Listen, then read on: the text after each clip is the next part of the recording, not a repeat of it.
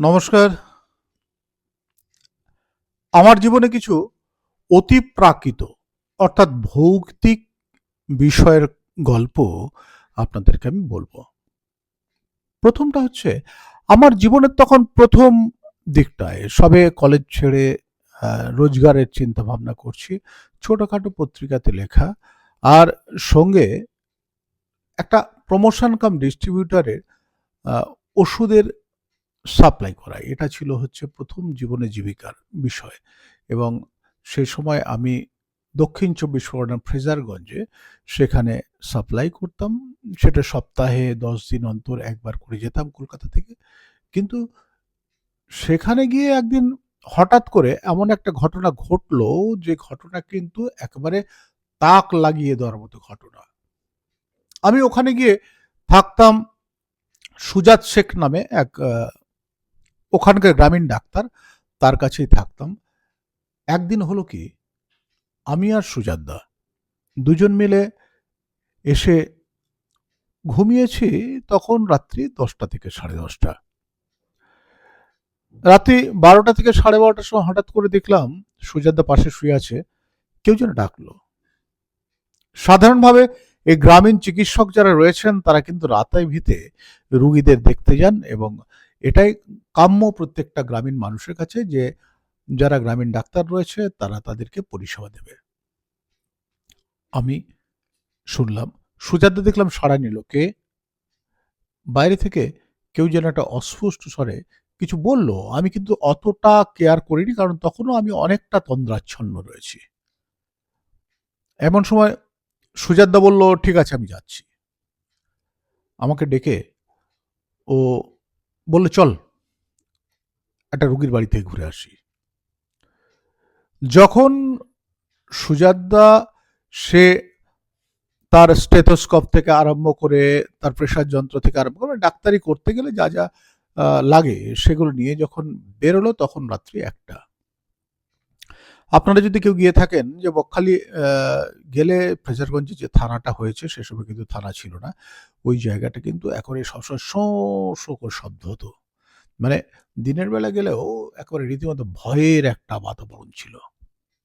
আমি, সুজাতদা, ওখানে ক্লাব ঘর বলে একটা জায়গা রয়েছে, সেখানে ওর চেম্বার ছিল। সেখান থেকে আমরা হাঁটতে হাঁটতে সামনের দিকে গেলাম। ওটাকে বলতো পাঁচমাথানির মোড়। সেই পাঁচমাথানির মোড় থেকে সোজা পশ্চিম দিকে, অর্থাৎ এখন যারা কার্গিল বিচে যান সেই দিকে যাওয়া শুরু করলাম। আমরা এগোচ্ছি সামনের দিকে। তখন এত ভালো রাস্তা ছিল না, ঝাউয়ের জঙ্গল, তার মধ্যে দিয়ে হেঁটে যাওয়া একটু মাড়ান রাস্তা। হাঁটছি দুজন, হাঁটছি। হাঁটতে হাঁটতে হঠাৎ করে মনে হলো আমরা জঙ্গলের মধ্যে রয়েছি। সুজাতদার হাতে টর্চ লাইট, মানে চারদিকে ঘুটঘুটে অন্ধকার। সুজাতদার হাতে টর্চ লাইট, সেই টর্চ লাইট দিয়ে সুজাতদা এদিকে ওদিকে দেখছে।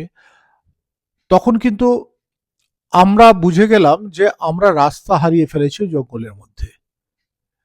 ওই জঙ্গলের মধ্যে রাস্তা হারিয়ে ফেলেছি।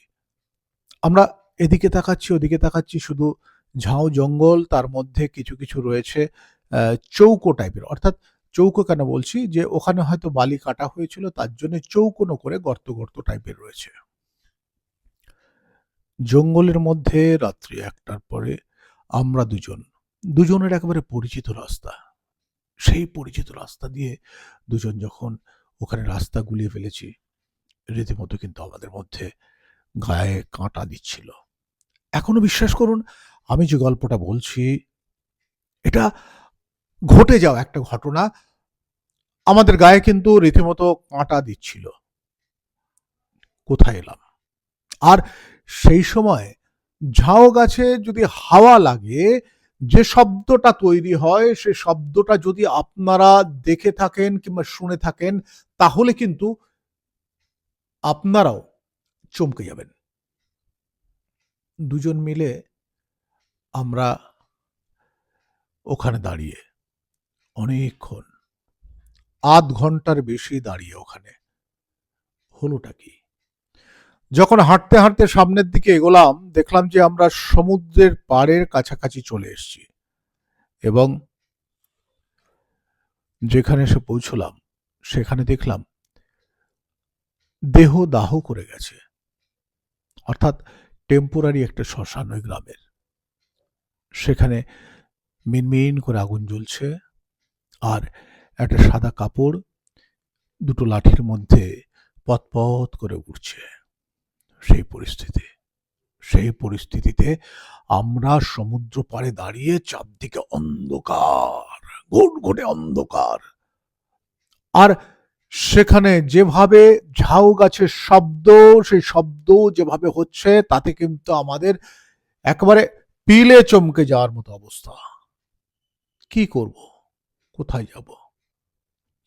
দুজনে ছাড়বার পাত্র নয়। সুজাতদার অসম্ভব সাহস, আমার তখন বয়স 23 থেকে 24। আমারও বরাবরই একটু সাহস রয়েছে। দুজন মিলে ওখান থেকে বেরিয়ে আমরা যখন যে বাড়িটিতে রোগী দেখতে যাওয়ার কথা ছিল, যিনি ডেকে গেছিলেন, তার বাড়িতে যখন গিয়ে পৌঁছালাম, সুজাতদা যখন বাইরে থেকে ডাকলো, জানেন, হাড় হিম হয়ে যাওয়ার মতো অবস্থা। তখন যেটা জানা গেল, যিনি ডেকেছিলেন তিনি আগের দিন বিকেলে মারা গেছেন। ভাবুন তো, বাড়ির থেকে লোকজন বেরিয়ে যখন বলছে তিনি মারা গেছেন, তার দাহ করা হয়েছে, আর সেই মুহূর্তে আপনি হলে কি করতেন? অজ্ঞান হয়ে যেতেন না? আমরা ওখান থেকে ওই রাতে আবার ওই রাস্তা ধরেই দুজন মিলে হাঁটতে হাঁটতে ফিরে এলাম।